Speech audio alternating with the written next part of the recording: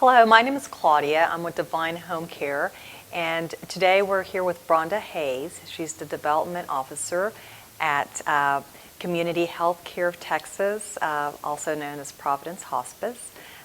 So we're going to talk a little bit about when you should consider using hospice and what hospice is about. Hi, Bronda. Okay. Hi. Thanks for having me, Claudia. I'm Development Officer, and Community Health Care of Texas is a nonprofit hospice. So that means we're able to take care of people even if they don't have a payer source, even if they don't have a way, Medicare or Medicaid or anything, able to care for them. And then we're able to offer different programs through generous donations and that sort of thing. So today we're going to talk about what it looks like for a person to be ready for hospice. So people tend to want to go back and forth to the hospital, and right now it's a really hard time to be at the hospital, and because you're not able to be with your loved ones. So we can step in and help. When people go to the hospital and say their baseline is here, well, if they go to the hospital and they come back and they're here, they're not really fully back to where their baseline, and then we see them go into the hospital again, and then they're about here. So they're never really back to their baseline. So when people start noticing that their loved one is having frequent infections, back and forth ER visits, having more trouble with their ADLs.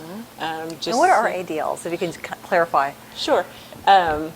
It's their everyday activities of daily living. Activities of daily living. Sure. So that's bathing themselves, getting themselves dressed, feeding themselves, and just being able to take care of themselves. And so when people start needing more help with that, then it's time to start looking at and speaking to the doctor and say, hey, we're mom or dad or my spouse, they're not able to get themselves dressed by themselves anymore. Can we look at some help in the home?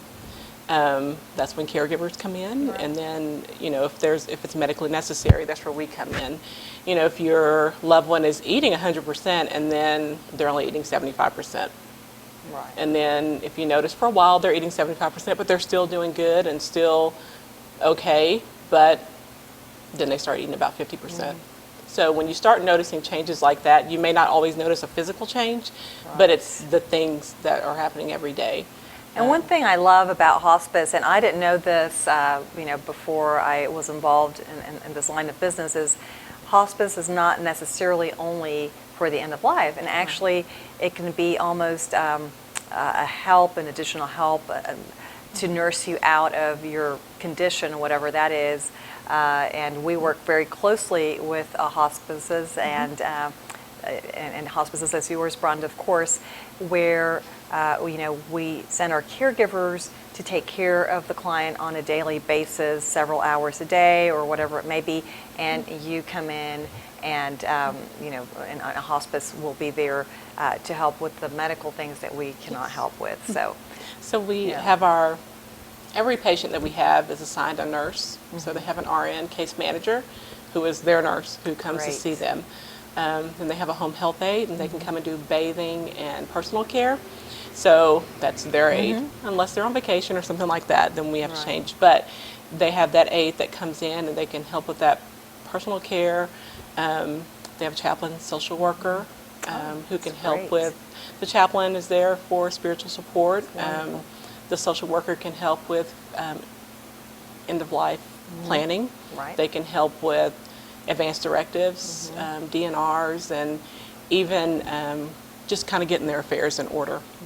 So the sooner that people come onto hospice, the more our care team can help, and they can really be involved and walk through that journey with the family. Oh, that's wonderful. Yeah. And I know you do a lot of good in the community, and again, hospice is something that all of us should consider when needed. Yeah. Thank you so much. Thank you.